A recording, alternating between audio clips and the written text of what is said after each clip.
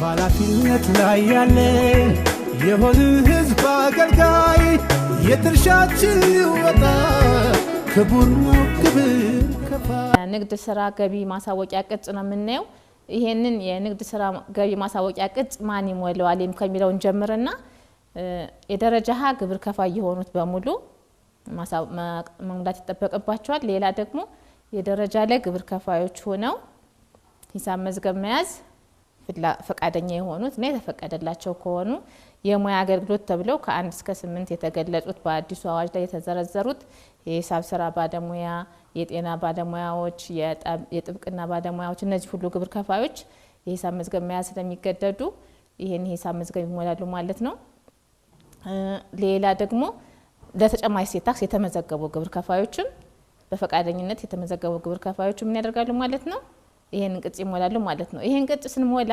ከባለፈው አመታት ለየት የሚለው ምንድነው በእያንዳንዱ የንግድ ስራ መስክኗል ማለት ነው ስለዚህ እዚህ ላይ ብናስገባለን የንግድ ስራ ፍቃድ አንድ ቁጥር ሁለት ቁጥር ያልነው የንግድ ስራ ፍቃድ ቁጥሩ የሚሞላበት ይሆናል ማለት ነው ለምሳሌ ከትን ያስቀመጥነው ይሄን አንድ ቁጥር ሁለት ቁጥር ያልናቸው የንግድ ስራ ፍቃድ ካስገባን በኋላ ምን እናስገባለን የንግድ ስራ መስክ ኮድ እናስገባለን ባለ 5 አሃዝ የሆነውን ማለት ነው ባለ 5 አሃዝ የሆነውን የንግድ ስራ መስክ ኮድ እንጽፋለን ማለት ነው ከዛ ልክ ኮዱን ስንጽፈው ከታች ኢዚክ ዲስክሪፕሽኑ ይመጣል ማለት ነው ስለዚህ ግብር ከፋዩ ራሱ ነው የሚያስገባው የንግድ ስራ ፍቃድ ቁጥሩን ራሱ ነው የሚጽፈው የንግድ ስራ መስኩን ራሱ ነው የሚጽፈው ኢዚክ ዲስክሪፕሽኑንም ራሱ ነው የሚጽፈው ይሄ ሴክተር ቤዝድ የሆነ የኢንካም ስቴትመንት ማሳወቂያ ቅጻችን ይሆናል ማለት ነው አሁን የምናየው ምንድነው እስኪ ገቢ የምንላቸውን አርዕስቶች እናያቸዋለን ማለት ነው የታክስ ማሳወቂያ ቅጻችን ላይ ገቢ የምንላቸው አርዕስቶችን ዘርዝረናቸዋል በፊት ሴልስ ብለን 5 ቁጥር ላይ ነበረ አዘር ኢንካም ብለን 10 ቁጥር ላይ ነበረ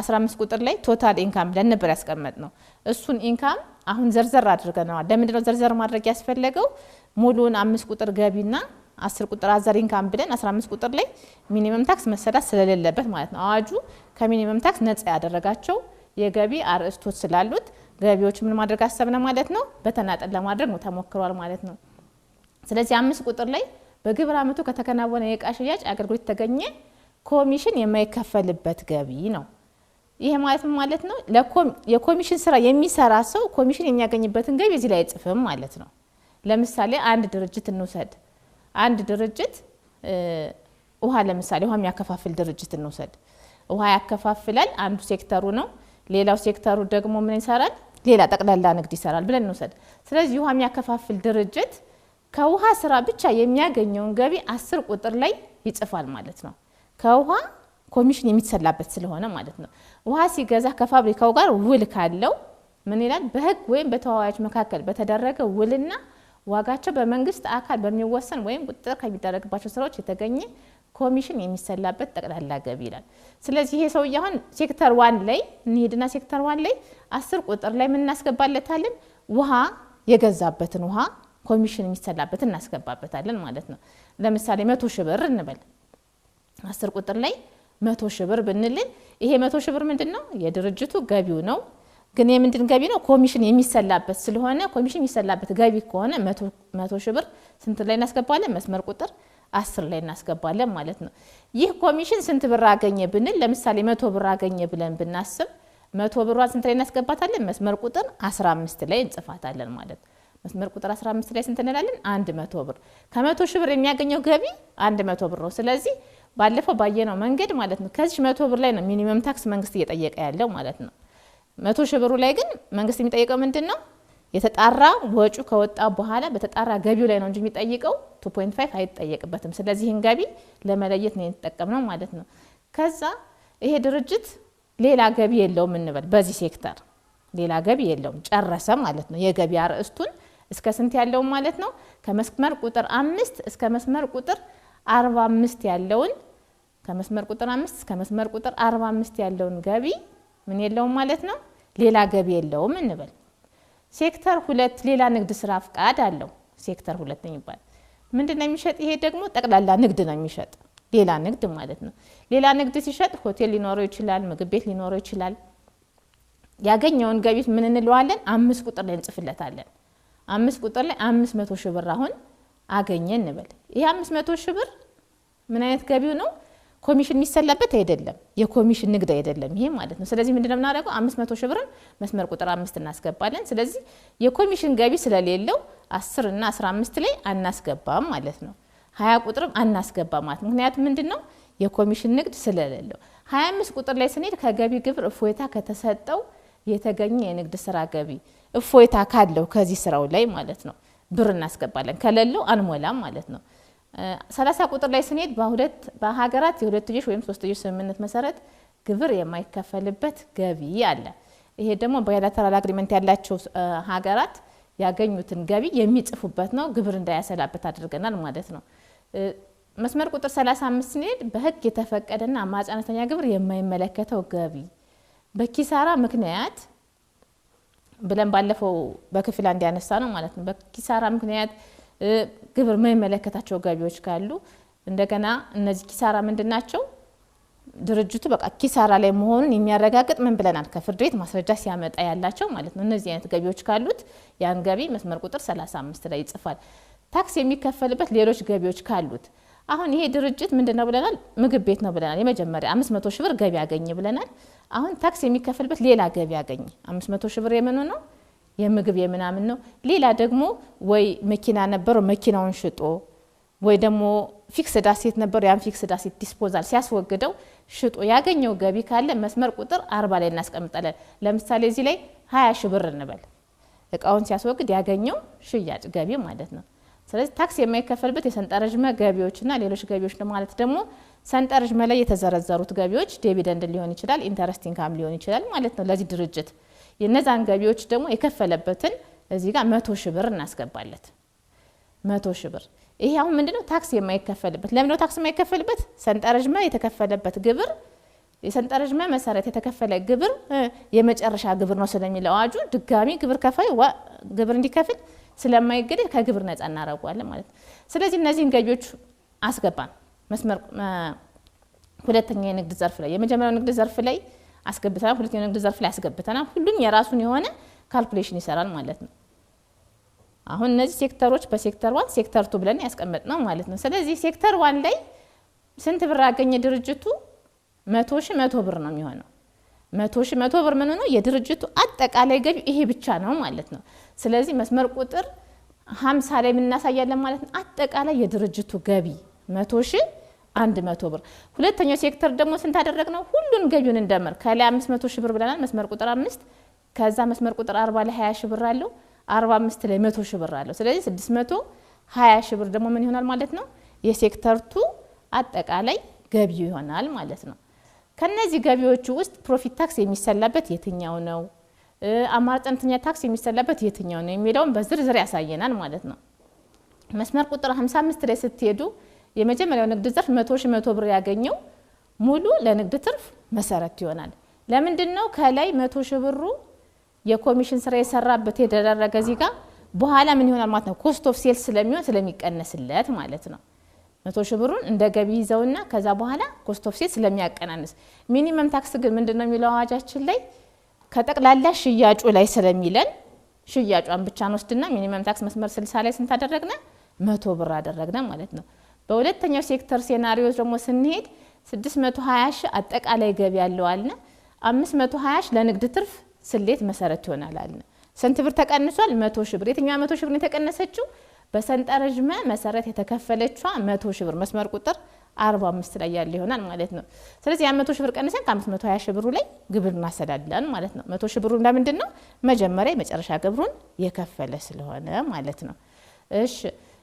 አማራጭ አነስተኛ ግብር ደግሞ ሲያሰላ 520 ሺህ ብር ዘሴም ነው ያደረገው ለምንድነው ሁሉም አማራጭ አነስተኛ ግብር የሚመለከታቸው ስለሆኑ ማለት ነው የማይመለከተው ገቢ ብናስገባ ያን ይቀንሳል ማለት ነው ስለዚህ ይሄን ካልኩሌሽን ሲስተሙም ራሱ ይሰራዋል እናንተም እንዴት እንደሚሰራ በግልጽ የመስመር ቁጥሮች ስለተቀመጡ በዛ ማየት ትችላላችሁ ማለት ነው የመጀመሪያውን የተሸጡ ዕቃዎች ወይም አገልግሎት ዋጋ መስመር ቁጥር 65 ላይ ምን ይላል ኮስት ኦፍ ጉድስ ሶልድ ምንላቸው የመጀመሪያው ድርጅት ካስታወሳችሁ 100 ሺህ ብር ምንድነው ብለናል የኮሚሽን የሚሰራበት ዕቃ የተገዛበት ነው ስለዚህ 100 ሺህ ብር ኮስት አለው ማለት ነው ያ 100 ሺህ ብር ከሆነ ኮስቱ 100 ሺህ ብሯን እዚህ ጋር እናስቀምጣታለን ማለት ነው ከ100 ሺህ ብር በላይም ሊሆን ይችላል 101 ሺህ ብር ማድረግ ትችላላችሁ ያወጣውን ወጭ ኮስት ይብለ ያዘውን ኮስት ይዛል ከዛ ግሮስ ፕሮፊቷ ስንት ትመጣለች 100 ሺህ ብር ትመጣለች ማለት ነው። የድርጅቱ የተጣራ ትርፉ 100 ሺህ ብር ናት 100 ብር ናት ማለት ነው። ሁለተኛው ሴክተር ላይ ስንሄድ ወጭ አለ ወይ ብለን ስናስብ ወጭ ለምሳሌ አሁን 20 ሺህ ብር ቢኖረው ወጭ ብለን እናስብ። የሁለተኛው ድርጅት ብዙ ወጭ የለበትም። ስለዚህ 20 ሺህ ብር ቢሆን ወጩ ኮስት ኦፍ ሴልሱ ማለት ነው ስንት ብር አተረፈ? 500 ሺህ ብር ያተርፋል ማለት ነው። ከዚህ በኋላ ምን እንቀንሳለን? ኤክስፔንሶችን እንቀንሳለን። ኤክስፔንሶቹ በፊት የነበረው የዲክላሬሽን ፎርማችን ላይ የነበረ ነው። ከነዚህ ወጪዎች ውስጥ አሁን ለምሳሌ የሰራተኛ ደሞዝ መስመር ቁጥር 80 ላይ 1000 ብር እንበል ምሳሌ ስለሆነ 1000 ብር መስመር ቁጥር 80 ላይ 1000 ብር። ሴክተር 2 ላይ ደግሞ የሰራተኛ ደሞዝ 300 ሺህ ብር እንበል። ስለዚህ አሁን ይሄ ድርጅት ወጪዎችን ከታች እየጨመረ ይሄዳል። እነዚህም በሙሉ ወጪዎችን መዘርዘር ይችላል ማለት ነው። እስከ መስመር ቁጥር እርጅና ቅናሽ መጨረሻ ላይ 130 135 140 እነዚያም ወጪዎች ናቸው 145 ድረስ። ስለዚህ እስከ 145 ድረስ ያለው መስመር ምንድናቸው ማለት ነው? የወጪ አርእስቶቻችን ይሆናሉ ማለት ነው። ወጪውን በዝርዝር የምናይበት ይሆናል ማለት ነው። የነዚህ ወጪዎች ድምር ጠቅላላ ወጪ ተብሎ መስመር ቁጥር ስንት ላይ ይቀመጣል? 150 ላይ ይቀመጣል። ስለዚህ የኮሚሽን ስራ የሚሰራው ድርጅት ወጪ የሰራተኛ ደሞዝ ብቻ ነው ያወጣ ሌላ ወጪ የለውም ብለን ብናስብ 1000 ብር ወይራስ ደግሞ የምግብ ቤቱ ደግሞ ሬስቶራንቱ ደግሞ 300 ሺህ ብር የሰራተኛ ደሞዝ አውጥቷል። ሌሎች ወጪዎችም ተደምረው 300 ሺህ ብር ነው ብንል ማለት ነው። መጨረሻ የምናደርጋለን ከገቢ ግብር እፎይታ ከተሰጠው የስራ መስክ ካለ የወጪዎች ዝርዝር የገቢ ግብር እፎይታ የተሰጠው የንግድ ስራ መስክ ወጪዎችን ከላይ እስከ መስመር 145 ድረስ ይጽፋል። የወጪዎችን አርእስት እስከ መስመር 145 ይጽፍና ከነዛ ውስጥ ደምሮ የእፎይታ የተሰጠውን ብቻ ይጽፋል። እፎይታ ካለው ማለት ነው። በዚህ ንግድ ስራ መስኩ ላይ እፎይታ ካለው እፎይታውን ብቻ ይጽፋል። ከሌለው አይጽፍም ማለት ነው። ስለዚህ ካለው እፎይታውን ይጽፋል፣ ከሌለው አይጽፍም። ከዛ ማን ጋር እንቀጥላለን? የተጣራ ትርፍ እንሄዳለን ማለት። የተጣራ ትርፍ ማለት ነው ግሮስ ፕሮፊት ማይነስ ቶታል ኤክስፔንሱ ማለት ነው። ስለዚህ የተጣራ ትርፋችን ሴክተር 1 ላይ ስንት ብር ብለናል? 100 ብር ብለናል። ሴክተር 1 ላይ 100 ብር ብለናል። ሴክተር 2 ላይ ስንት ብለናል? 500 ብር ግሮስ ፕሮፊት ይዘናል። ከዛ ውስጥ ኤክስፔንሶችን እንቀንሳለን። ማንም ማለት ነው መስመር ቁጥር 150 ማለት ነው። ስንቀንስ ስንት ብር አገኘን? የተጣራ ትርፍ ለሴክተር 1 900 ብር ኪሳራ ያሳያል። ለሴክተር 2 200 ሺህ ብር ትርፍ ያሳያል ማለት ነው። ስለዚህ ካለፈው የዞረ ኪሳራ ወዳለፈው ዘመናት የሚዞር ኪሳራ ባይኖረው ካለው 2-5 ዓመታት ተፈቅዶለታል አዋጁ እናቀናንስለታለን ማለት ነው። እዚህ ላይ ኪሳራ ካለው 2-5 ዓመታት ማዞር ይችላል ተብሏል። ስለዚህ በዛ እናዞርለታለን። አሁን የለውም ብለን እንነሳ። መስመር ቁጥር 175 ላይ ስንሄድ ግብር የሚከፈልበት የንግድ ስራ ገቢ 900 እና 200 900 ምንድናት? ኪሳራ ናት። ስለዚህ ትዞራለች ማለት ነው እሷ። ከዛም ወደ መስመር 180 ስንሄድ መደበኛ ግብር ስንት ነው የሚከፈለው? መደበኛ ግብር ለድርጅቶች ስንት ነው ብለናል? 30% ፍላት ሬት ነው፣ ተቀናሽ አይኖረውም። ለግለሰቦች ደግሞ ከ15% እስከ 35% ነው። ተቀናሹ አንድ ጊዜ ብቻ ኤክሰርሳይዝ ይደረጋል። ምክንያቱም 2-3 በየሴክተሩ ኤክሰርሳይዝ አይደረግም። አንዱ ላይ የምናደርጋለን ከከፍተኛ ጀምሮ ወደ ታች ኤክሰርሳይዝ እንዲያደርግ ይደረጋል ማለት ነው። በሱ ልክ ነው አጀስት የተደረገው። ስለዚህ ተቀናሿን ስንቀንስ ምን እናደርጋለን ማለት ነው? በአንዷን ብቻ ተቀናሽ ነው ኤክሰርሳይዝ ማድረግ የሚችለው። ፍላት ሬት የሚጠቀሙት ግን ተቀናሽ የለውም 30% በፍላት ሬት ስራ ማለት ነው። ስለዚህ የ900 ብር 30% አናሰላም። ለምን? ኪሳራ ላይ ስለሆነ በቃ 30% ግብር አይኖረውም ማለት ነው። የ200 ሺህ ብር 30%ቱ 60 ሺህ ብር ይመጣል ማለት ነው። ከዛ አማራጭ አነስተኛ ግብር እናሰላለን ቀጥለን። መስመር ቁጥር 185 ምን ይላል? አማራጭ አነስተኛ ግብር። አማራጭ አነስተኛ ግብር በምን መሰረት ነው ብለናል? ከጠቅላላ ገቢው ብለናል። ስለዚህ ጠቅላላ ገቢው የዚህ ድርጅት ስንት ብር ነበር ያልነው ቅድም? የዛችን ብር F25 ላይ ያለችዋ ማለት ናት። F25 ማለት ለአማራጭ አነስተኛ ግብር ስሌት መሰረት የምትሆነን ስንት ናት ብለናል? 100 ብር አለ የኮሚሽን ገቢው። ከኮሚሽን ከተጣራ ገቢው ላይ ምን አስሉ ነው ያለ? 2.5 አስሉ ስላለን የ100 ብር ስንት ትሆናለች ማለት ነው? 3 ብር ትሆናለች ማለት ነው። ስለዚህ 3 ብር ሚኒመም ታክሷ የምትሰለዋ ትሆናለች ማለት ነው። ወይራስ ደግሞ 60 ሺህ ብር ያተረፈው ድርጅት ደግሞ 13 ሺህ ብር ምን ይሆናል ማለት ነው? አማራጭ አነስተኛ ግብር 2.5%ቱ ከስንት ብር ላይ ያሰላን ማለት ነው? ከ500 ሺህ ብር ላይ 520 ሺህ ብር ላይ የተሰላው ይሆናል ማለት ነው። ስለዚህ 13 ሺህ ብር ያከፍ እንትን ይላል መክፈል አለብህ ይላል አማራጭ አነስተኛ ግብር። 60 ሺህ ብር ደግሞ በስታንዳርድ ሬቱ ወጪው ከተቀናነሰ በኋላ ማግኘት ማትረፍ ያለበት ያተረፈው ብር 60 ሺህ ብር ነው ይላል ማለት ነው።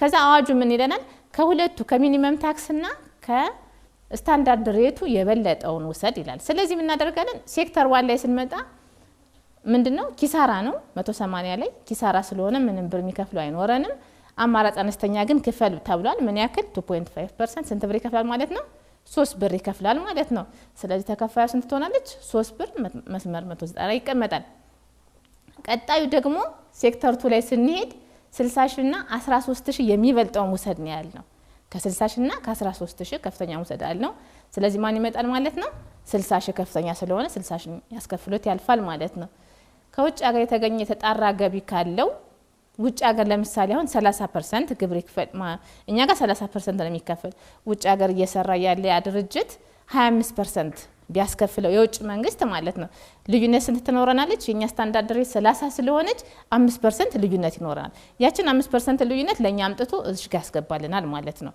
የውጭ ሀገር ድርጅቱ ደግሞ 40% ከሆነ ያስከፈለው የኛ ሀገር ታክስ ሬት ደግሞ 30% ነው 10% ኦቨር ከፍሏል ማለት ነው ስለዚህ ለኛ ሀገር የሚከፍለን አይኖርም ማለት ነው እቺን 10% ኦቨር የከፈላትን በሚቀጥለው አመት ሲመጣ ተቀናሽ የሚከፍለው ብር ከዛ በላይ ከሆነ ማለት ነው ከ30% በታች ሆኖ አሁን ለምሳሌ 20% ቢሆን በሚቀጥለው አመት ሰርቶ ያገኘበት ሀገር የግብር ምጣኔ 20% ብትሆን 10% እዛው ተጣጣለታለች ማለት ነው እዚህ ጋር ግን ክሬዲት አንይዝለትም እንዳለ ግን እዛው ላይ ግን በየአመቱ እንዲያጣጣ አዋጅ ፈቅዶለታል ቀጣይ መስመር ቁጥር 200 ከውጭ ሀገር የተገኘ ገቢና በአገር ውስጥ የተገኘ ገቢ መስመር 190 እና 195 የሁለቱ ድምር ይቀመጣሉ ማለት ነው ከዛ መስመር ቁጥር 205 ላይ ስንሄድ ባለፈው አመት በብልጫ የተከፈለ አማራጭ አነስተኛ ግብር አሁን ባለፈው አመት ኦዲት የተደረጉ ድርጅቶች አሉ ኦዲት ሲደረጉ በሴክተር ቤዝድ ስላልተደረገ በኮንሶሊዴቱ ስለሆነ የተደረጉት በዚህ አመት ምን አደረግነው በፕሮፖርሽን እንዲቀነስላቸው አድርገናል ማለት ነው ማግኘት ያለባቸውን ተቀናሽ እንዲያገኙ ኤክሰርሳይዝ እንዲያደርጉ በገቢ ፕሮፖርሽን ሰርተንላቸዋል ስለዚህ ይሄ የተሰራበት በገቢ ፕሮፖርሽን ባለፈው አመት የተረጋገጠ ብር አሁን ለምሳሌ እዚህ ላይ ብሯ ትንሽ ስለሆነች 50 ብር አድርግ እስኪ 50 ብር አሁን 205 ላይ መስመር ቁጥር 50 ብር ባለፈው አመት ኦዲት ተረጋገጠ እዚህ ጋር ደግሞ 60000 ብር 80000 ብር እናርግለት 80000 ብር እናድርግለት ስለዚህ ባለፈው አመት በብልጫ 80000 ብር ከፍሎን ነበር ባለፈው አመት ማለት በዚህ አመት ግን እንዲከፍል የተፈለገው ግብር ስንት ሺህ ብር ነው 60000 ብር ነው ስለዚህ ይሄ ድርጅት የዘርፉ አማራጭ አነስተኛ መቶኛ ድርሻው ስንት ነው ብለን ለማለት ምን መሰረት እናደርጋለን የዚህን አመት ጠቅላላ የሽያጭ ድምር እንደምርና ከዛ ሬሽዮ እንሰራለን ማለት ነው ስለዚህ የሽያጭ ድምሩን የት ላይ እንሰራዋለን አጠቃላይ ሴልስ ንግድ ትርፍ የሚሰላበት ሴልስ ያልነው መስመር ቁጥር ከላይ ማለት ነው 50 60 ወደታች 60 አጠቃላይ ገቢ ያልናት ማለት ነው እቺኛዋን ገቢ ለንግድ ትርፍ ግብር የስሌት መነሻ የሚሆን መስመር ቁጥር 55 ላይ ያሉትን እንደምራቸዋለን ስንት አለው 100 100ሺና 100 ሺ 100 እና 520 ሺ አለ 600 ሺ 620 ሺ 100 አለን ማለት ነው 620 ሺ 100 ስለዚህ 620 ሺ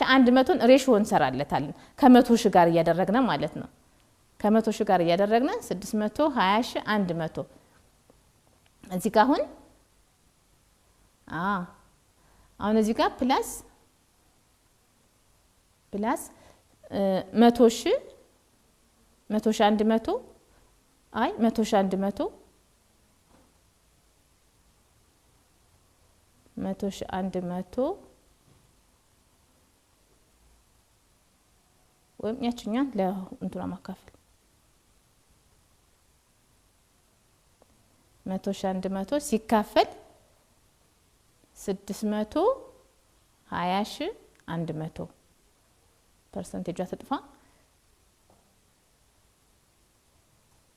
አሁን ስንት ይሆናል ማለት ነው 16% የዚች ዘርፍ ይሄን ግብር ከፋዩ ነው የሚያሰለው ባለፈው አመት ኦዲት ተደርጎ መስመር ቁጥር 205 ላይ ኦዲት ተደርጎ የተረጋገጠውን ብር ለማወቅ በገቢው ሬሽዮ የሚሰራው ማንኛው ነው ግብር ከፋዩ ከላይ ያለው መስመር ቁጥር 55 ላይ ያሉት ድምሮች በሙሉ የሁሉም ሴክተር ይደመርና ከዛ በኋላ ይችኛዋ ሴክተር 1 ካጠቃላይ ድርሻው ስንት ነው አሁን ያደረግነው ስንት ነው የሴክተር 1 ጠቅላላ ገቢ ስንት ነው 100 ሺ 100 ብር አደረግነ ጠቅላላ ገቢው ደግሞ የሁለት ሴክተር ብቻ ስላለ ይሄ ድርጅት ብለን ስንነሳ 620 ሺ ብለናል ስለዚህ 100,000 100 ሲካፈል ለ620,000 አድርገን 16% ይች ትወስዳለች ማለት ነው። የሚቀጥለው ሴክተር ደግሞ ስንት ይሆናል ማለት ነው?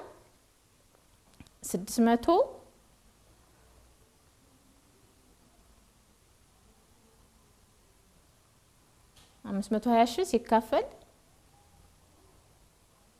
ሲካፈል ለ620,000 100 ይሆናል ማለት ነው። ስንት ይሆናል ማለት ነው? 84%። ስለዚህ ይሄ ተደምሮ የ210 መስመር ተደምሮ ስንት ነው የሚሆን? ከ100% መብለጥ አይችልም ማለት ነው። ምክንያቱም ከገቢያችን አንፃር ነው ያነጻጸርናለት ያለን። ስለዚህ 100% መጣ ማለት ነው። ድምሩ የዚህን ያክል ምን ማድረግ እንችላለን ማለት ነው? በየሴክተሩ እናቀናንስለታለን። ባለፈው አመት ኦዲት ተደርጎ ሚኒመም ታክስ ሲከፍል ሚኒመም ታክሱ መክፈል ከሚገባው በላይ ነው ተብሎ ከተባለለት ማለት ነው። ይሄን ያክል ሬሾ አለው ማለት ነው። ስለዚህ አሁን ቀጣይ ምን ሄደው መስመር ቁጥር 215 ላይ ይሆናል። ካለፈው አመት እንዲዞ የተፈቀደ በሽያጭ መቶኛ መሰረት የዚህ ዘርፍ ድርሻ መጠን ስንት ነው ስንል የ50 16% 8 ብር ነው። የ80,000 84%ቱ 67,087 ብር ይመጣል ማለት ነው። ይሄ ከመጣልን በኋላ ይሄ ግብር ከፋይ 5 አመት እንዲያዞር ይፈቀድለታል ብሏል አዋጁ። ደግሞ ተጨማሪ ኪሳራ ስንት ጊዜ ያለው 2-5 አመታት ፈቅዶለታል። እንደገና ደግሞ በአማራጭ አነስተኛ ግብር ደግሞ ክፍያ ደግሞ የንግድ ትርፍ ላይ የሚቀነስ የገንዘብ መጠን መደበኛ ተመን ከአማራጭ አነስተኛ ሲበልጥ ይላል። መጀመሪያ ምን እናያለን? አማራጭ አነስተኛው ከመደበኛው በልጧል ወይ እንበልና እናወዳደር። ማን ማለት ነው መደበኛና አማራጭ አነስተኛ ማለት? መስመር ቁጥር 180 እና 185 እናወዳደራለን ማለት ነው። ሴክተር 1 ላይ ስንሄድ 180 እና 185 እናወዳደር። 180 0 ነው፣ 185 3 ብር ይላል። ስለዚህ ማን ይበልጣል? ሚኒመም ታክስ በለጠ። ሚኒመም ታክስ ከበለጠ ክሬዲቱ አይዞርም ይቆማል ማለት ነው። ሁለተኛው ሴክተር ላይ ስንሄድ 60,000 ብር አለው፣ 13,000 ብር ሚኒመም ታክስ አለ። ከሚኒመም ታክስ በላይ ያለችዋን ብር ምን እናደርግለታለን? እናዞርለታለን። ስለዚህ ከ60,000 ብርና በ13,000 ብር መካከል ያለችዋን ብር ምን እናደርግለታለን ማለት ነው? እናዞርለታለን። እስከ ስንት ድረስ? ከ13,000 ብር ያላነሰ 13,000 ይከፍልና ልዩነቷን ግን እናቀናንስለታለን ማለት ነው። ይሄ ግብር ከፋይ ምን ይመጣል ማለት ነው? 5 አመት እንዲያዞር ምን ፈቅድለት 47,000 ብር ይኖረዋል ማለት ነው። 47,000 ብር አለ። ከዛ በበጀት አመቱ በብልጫ የተከፈለ አማራጭ አነስተኛ ግብር ይሄ አቀናንሶ ማለፍ ብቻ ነው። ካረንት ይር ማት አበለብል በዚህ አመት ማት ምን ያክል ከፍሏል ነው። ሴክተር 1 ላይ 3 ብር ናት። ሴክተር 2 ላይ ስታንዳርድ ሬቱ ስለበለጠ 0 ይሆናል ማለት ነው። መስመር ቁጥር 230 ላይ ስንሄድ በበጀት አመቱ ያለ አማራጭ አነስተኛ ግብር ይላል። በበጀት አመቱ ያለ አማራጭ አነስተኛ ግብር ስንት ነው? 67,086 ብር። እቺኛዋ ደግሞ 11 ብር። ማንና ማን ማለት ነው? 8 እና 3 ማለት 8 ከባለፈው አመት ክሬዲት የተደረገለት ነው። 3 ብር ደግሞ በዚህ አመት ማቷ ናት። ይችን ማት ኤክሰርሳይዝ ማድረግ የሚችለው ኦዲተር ሲያረጋግጥለት ነው። 3 ብር አለች አይደል? ይችን 3 ብር ምን ኤክሰርሳይዝ ማድረግ የሚችለው ከ11 ብር ላይ መስመር ቁጥር 230 ላይ ማለት ነው። አቬሌብል ማት ክሬዲት ያልናት 11 ብር ምንድነው የምትሆነው? 3 ብሯ የዚህ አመት ናት። የዚህን አመት ምን ቀንስለት መቼ ነው? ኦዲት አፕሩቭ ሲያደርግለት ለኔክስት ይር ምን ቀንስለት፣ ለዚህ አመት ታይታ ብቻ ነው የምታልፈው ማለት ነው። ስለዚህ 11 ብር አለችን። እዛኛው ላይ ግን ሴክተር 2 ላይ 67,086 ብር ይኖረናል ማለት ነው። ከዛ መስመር ቁጥር 235 ሄድ ማት ክሬዲት ምን ያክል ተጠቀመ? ማት ክሬዲት ዩዝድ ነው የሚለው ምን ያክል በበጀት አመት የተጠቀመው አማራጭ አነስተኛ ግብር በማቀናነስ የሚፈቀድለት። ይሄ ድርጅት ባለፈው አመት ኦዲት ተደርጎ አፕሮቫል ስላገኘ 80,000 ብሯን የዛችን ብር ነው የምንቀንስለት። በአሁኑ አመት ደግሞ ምን ስለሆነ ስታንዳርድ ሬቱ ከሚኒመም ታክስ ኦቨር ከሆነ ብቻ ነው ይሄን ኤክሰርሳይዝ ማድረግ የሚችለው ማለት። አማራጭ አነስተኛ ግብሩ ምን ጊዜም አይቀርም። ስታንዳርድ ሬቱ ግን የሚሆነው ምንድነው? ባለፈው አመት ኦቨር አስከፍለን በሚኒመም ታክስ መሰረት ከፍለህን ቆይ ያለው መንግስትና ከዛ በኋላ ምን አደርግልሃለሁ 5 አመት አቀናንስልሃለሁ ስላለው 47,000 ብሩን ማቀናነስ ይችላል ማለት ነው። ስለዚህ ተከፋይ ግብሩ ስንት ትሆናለች ማለት ነው? 13,000 ብር ብቻ ይሆናል ማለት ነው። ይሄ የሚኒመም ታክስ ተግባራዊ ባይደረግ ኖሮ ስንት ነበር የሚከፍለው የግብር ከፋይ? 60,000 ብር ነበር እና 60,000 ብር ይከፍል የነበረውን 5 አመት አዞርልሃለሁ በሚቀጥለው አመት ማትራፊ ይሆን ከመጣ ለ5 አመት ያንን አቀናንስልሃለሁ ስላለው 60,000 ብር ይከፍል የነበረውን ግብር ከፋይ ስንት ብር እንዲከፍል ያደረገው ማለት ነው? 13,000 ብር። ባለፈው አመት ደግሞ በሚኒመም ታክስ አንተ ብትከስረን ከፍለህን ስለነበር አሁን ደግሞ እኔ እመልስልሃለሁ ብሎ 47,000 ብር ቀሪ በማድረግ 13,000 ብር እንዲከፍል ይሆናል ማለት ነው። በሴክተር 1 3 ብር ነው ሚኒመም ታክሷን የከፈለ ማክሲመም ታክስ 30% ስለሌለው ማለት ነው። ስለዚህ ይሄን ግብር ከፋይ 47000 ብር ባለፈው ስለከፈልከኝ አሁን እቀንስልሃለሁ ብሎ እንዲህ አይነት ሴናሪዮ ቢገጥም በዚህ መልኩ ይስተናገዳል ማለት ነው። 80000 ብር ባለፈው አመት የከፈለው ኦቨር ስለነበረው ማለት ነው 80000 ብር። መልካም ወደ መጨረሻ ላይ እንሂድና ይሄ ሴክተር ቤዝድ ዲክላሬሽን ፎርም ይሄን ይመስላል ማለት ነው። በቃ ይሄ ዛሬ ያየነው የጄኔራል እና የኮሚሽን ነው። ባንክንም ኢንሹራንስንም ማይኒንግንም ብታዩት ዘሴም እንደዚህ ነው የምትሰሩት። ሐሳቡ አንድ አይነት ተመሳሳይ ነው። ፎርሞቹ ግን ለየብቻ ስለሚቀርቡ ነው። ሴክተር እንትናችሁን ኢምፖዚሽን ቤዛችሁን ከምዝገባ ጋር አረጋግጣችሁ በትክክለኛ ኢምፖዚሽን ቤዝ እንዲገባላችሁ ሲስተም ላይ ኦቨርላፕ ያደረገ ነገር እንዳትከፍሉ፣ ግብር ከፋይም እንዳይጎዳ፣ ተቋም መንግስትም እንዳያጣ ማግኘት ያለበት እንዳያጣ ማለት ነው። ስለዚህ ከዚህ ቀጥለን ወዴት እንሄዳለን? ወደ ተጠቃለለው ፎርም እንሄዳለን። አሁን ይህ የማጠቃለያ ቅጽ ደግሞ ከመስመር ቁጥር 5 እስከ መስመር ቁጥር ይሄ ባንክና ኢንሹራንስ አይጨምርም። ማን ማለት ነው? ጠቅላላ ንግድ የሆነና የኮሚሽን ስራ የሚሰራ ሰው በዚህ ዲክላሬሽን ፎርም ይሞላል ማለት ነው። በዚህ ቅጽ ይሞላል ማለት ነው። ስለዚህ ከመስመር ቁጥር 5 ጀምሮ ምንድነው የሚያረጋቸው? በየሴክተሩ የነበሩትን እየደመረ ነው የሚያመጣልን ማለት ነው። እናንተ ምንም አትሰሩም፣ ሲስተሙ ራሱ ደምሮ ያመጣዋል ማለት ነው። ወይም የናንተ ኮንሶሊዴትድ ፋይናንሻል ስቴትመንታችሁ ላይ የታየውን ብር ጋር እኩል መሆን አለበት ማለት ነው። እዚህ ቅጽ ላይ አሁን እስከ መስመር ቁጥር ስንት ድረስ ማለት ነው? እስከ መስመር ቁጥር 235 ድረስ ራሱ እየደመረ ነው የሚያመጣላችሁ። ከመስመር ቁጥር 240 ሊንክ ይደረጋል። መስመር ቁጥር 240 ላይ ተከፋይ ግብር በሁሉም የንግድ ስራ መስኮች በዚሁ የመስመር ቁጥር ላይ ያሉትን ድምር ያሳያል ይላል። በሁሉም ያለው ቅድም ስንት ብለናል? ጄኔራልና ኮሚሽን ላይ ስንመጣ በቅድሙ ሽታችን ላይ ስንት ብለናል? ተከፋዩን ብር መስመር ቁጥር 240 ላይ ያለው 3 ብርና 13000 ብር ብለናል ማለት ነው። ስለዚህ እቺናት የምትከፈል 3 ብርና 13000 ብር ወዴት ትሄዳለች ማለት ነው? ተደምራ ወደዛኛው መስመር ትሄዳለች ማለት ነው። 13000 3 ብር ትሄዳለች ማለት ነው። ስለዚህ እዚህ ጋር ስትመጡ መስመር ቁጥር 240 ላይ ተመሳሳይ መስመር ነው። 240 መስመር ቁጥር 240 እዚህ ላይ አሁን ድምሩ እናስቀምጣለን ማለት ነው። የማንና የማን የ13000 ብር በአንደኛው ሴክተር፣ በሁለተኛው ሴክተር ደግሞ 3 ብር 13000 3 ብር 13000 3 ብር እዚህ ላይ እናስቀምጣለን። ሲስተሙም ሊንክ ይደረጋል። እናንተም ኢፋይል የምታደርጉ ግብር ከፋዮችም እዚህ ጋር ታስገባላችሁ ይሄንን ብር ማለት ነው። ከዛ ወደ ቀጣይ ዓመት የሚዞር አነስተኛ ግብርን ተደምሮ ነው የሚመጣ። መስመር ቁጥር 245 ተደምሮ ነው የሚመጣ። በሁሉም የንግድ ስራ መስክ በዚሁ መስመር ላይ ያሉት ቁጥሮች አማውንቶች በሁሉም ሴክተር ተደምሮ ይመጣል። መስመር ቁጥር 250 ላይ ስንሄድ በየሩብ ዓመቱ የተከፈለ ክፍያ። አሁን ባለፈው በክፍል 1 ፕሬዘንቴሽን ላይ ገልጨላችኋለሁ። የከፈለውን ብቻ ግብር ከፋው የከፈለው ምን ማለት ነው? ለምሳሌ ኳርተር 1 ላይ 100,000 ብር መክፈል ተጠብቆበት ግብር ከፋዩ የ50,000 ብር ዊዝ ሆልዲንግ ያገር ውስጥ የ80,000 ብር የ50,000 ብር ዊዝ ሆልዲንግ ያገር ውስጥ 30,000 ብር ደግሞ ከውጭ ሀገር ቢኖረው 80,000 ብር ሆነ። ስንት ብር በልዩነት ይኖራል? 20,000 ብር ይኖራል። 20,000 ብሩን ከከፈለው እዚህ ከየከፈለው እንደምርለታለን። በሁለቱም ኳርተር በሶስቱም ኳርተር የከፈላቸውን ለምሳሌ የከፈለው 1,000 ብር ነው እንበል። ይሄ ግብር ከፋይ የከፈለው ስንት ብር ነው አለ? 1,000 ብር ነው አለ። ስለዚህ 1,000 ብር ከፈለ። ከዛ አመቱ ላይ ሲያጠቃልል ደግሞ በአመቱ መጨረሻ በሀገር ውስጥ ግዥ በ12ቱም ወር ስንት ብር አደረገ እንበል? 10,000 ብር እንበል። 10,000 ብር ዊዝ ሆልዲንግ ቅድመ ግብር አለው። ከውጭ ሀገር ሲያስመጣ ደግሞ የከፈለው ደግሞ 15,000 ብር አለው እንበል። ከውጭ ሀገር ደግሞ የጉምሩክ ላይ ደግሞ የከፈለው 15,000 ብር ቢኖረው፣ ስለዚህ አጠቃላይ ይሄ ግብር ከፋይ የግብር አመቱ ከመጠናቀቁ በፊት ስንት ብር ቀድሞ ከፈለን ብንባል 250፣ 55 እና 60 ይሆናል ማለት ነው።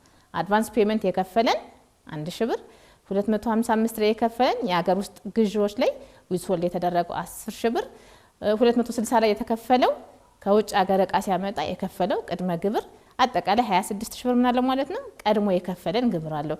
ግብር ከፋዩ ግን መክፈል ያለበት ስንት ነው? መስመር ቁጥር 240 ላይ ያለው 13,000 ብር ነው። እሱ ግን ስንት ከፍሎናል? 26,000 ብር ከፍሎናል። ስለዚህ 26,000 ብር ከከፈለን 270 ላይ ምን ይመጣል ማለት ነው? በቀሪ መከፈል ያለበት ግብር ወይም ተመላሽ ይላል። በብራኬት ውስጥ ሆነ ማለት መክፈል ያለበትና የከፈለው ልዩነቱ ኔጌቲቭ ነው ማለት ነው። ስለዚህ ግብር ከፋዩ ተመላሽ አለው ማለት ነው። 12997 ብር ተመላሽ ይኖረዋል ማለት ነው። ይሄ ተመላሽ በኦዲት ተረጋግጦ የሚሰጠው ይሆናል።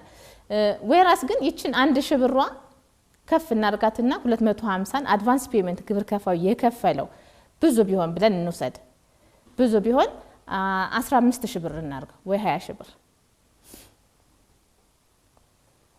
15000 ብር ቢከፍለን ግብር ከፋዩ መክፈል ያለበት ስንት ሺህ ብር ነው ነበር 13000 ብር ነው መክፈል የነበረበት መስመር ቁጥር 240 ላይ ያለው ማለት ነው ግን ግብር ከፋዩ በቅድመ ክፍያ ባለፈው አመት ደህና ገበያ ስለነበረው ደህና ግብይት ስለነበረው በየሩብ አመቱ የከፈለው 15000 ብር ብዙ ነው ብለን እንውሰድና መክፈል ያለበት 13000 ብር ነው ስለዚህ በልዩነት ያለችዋ 1997 ብር በብልጫ በየሩብ አመቱ የተከፈለ ቅድመ ክፍያ ተመላሽ ትሆናለች ማለት ነው ማንኛውም ማብራሪያ መጠየቅ የምትፈልጉት ነገር ካለ ገቢዎች ሚኒስቴር ዋና መስሪያ ቤት መጣችሁ ታክስ ማሳወቅ ህንጻ ሀልታው ላይ 3ኛ ፎቅ ላይ እንገኛለን መጣችሁ መጠየቅ ትችላላችሁ በስልክ መጠየቅ የምትፈልጉት ማንኛውም ማብራሪያ መልስ እንሰጣለን ማለት ነው ስላዳመጣችሁኝ ከልብ አመሰግናለሁ መልካም ጊዜ